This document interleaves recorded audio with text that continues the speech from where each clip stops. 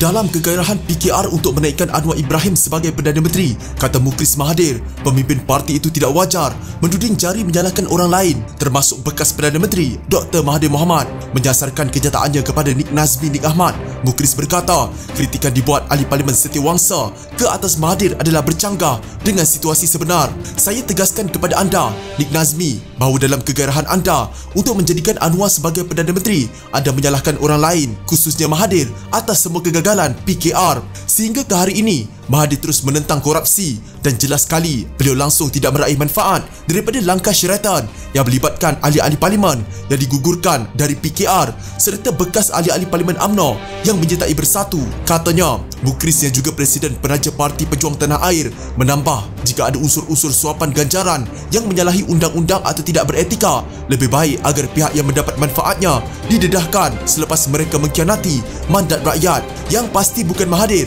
Katanya dalam kenyataan, pada 20 Mac lalu, Nik Nazmi mendakwa Anwar pernah dijemput untuk membawa PKR menyertai langkah syaratan dan beramalkan ketua pembangkang itu dijadikan sebagai Perdana Menteri jika bersetuju menerima tawaran tersebut.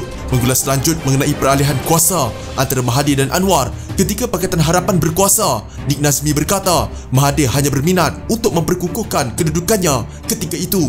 Mengimbas semula bagaimana Pakatan Harapan berjaya menumbangkan kerajaan UMNO Barisan Nasional selepas lebih 60 tahun mentadbir negara, Mukhlis yang juga bekas timbalan Presiden Bersatu berkata kepimpinan Mahathir menyatukan pengundi, terutamanya yang sebelum itu memilih UMNO, untuk menolak Najib Razak. Punca sebenar ahli-ahli parlimen dalam UMNO yang tidak terkait dengan kes mahkamah begitu bersungguh-sungguh hendak menyertai Pakatan Harapan melalui Bersatu adalah kerana Pakatan Harapan menang dan berjaya menjatuhkan kerajaan Najib. Kita menang secara sah, tidak seperti pentadbiran Muhyiddin Yassin yang memerintah secara menabur habuan tetapi menghukum mereka jika tidak dapat apa yang dihajati demi untuk kekal berkuasa, kata Mukhlis. Ahli Parlimen Celun yang pernah menjadi pengerusi jawatan kuasa penapisan keahlian Bersatu berkata dia pernah membantah kemasukan beberapa ahli Parlimen UMNO ke dalam parti itu, tetapi Muhyiddin telah menggunakan kuasanya sebagai Presiden Parti untuk menolak cadangan berkenaan. Mukhlis juga meminta Nik Nazmi berlaku adil semasa membuat kenyataan kerana sebelum ini dia menuduh Mahathir membuat keputusan secara bersendirian tanpa mengendahkan kerangka Pakatan Harapan dan mengecam buku harapan. Tetapi pada masa yang sama, anda mengatakan Pakatan Harapan mencapai banyak kejayaan pada waktu yang singkat dalam tempoh 22 bulan dengan berpandukan kepada aspirasi dan hala tuju yang terkandung dalam buku harapan. Yang mana satu betul? Adakah anda bermaksud bahawa walaupun kepimpinan Mahathir dikatakan pincang, kerajaan sebelum ini berjaya melaksanakan tanggungjawabnya dan kegagalan semuanya disebabkan oleh Mahathir seorang?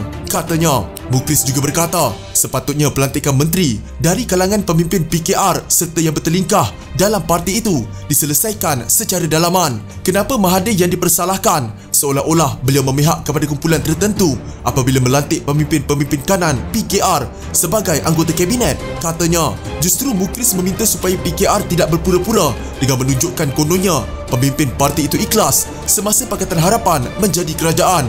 Dengan ini saya mengecam sebarang andaian maupun dakwaan bahawa Mahathir pada bila-bila masa melakukan kesalahan atau bertindak tanpa etika, termasuk ketika ahli-ahli Parlimen UMNO menyertai Bersatu dan Pakatan Harapan, katanya.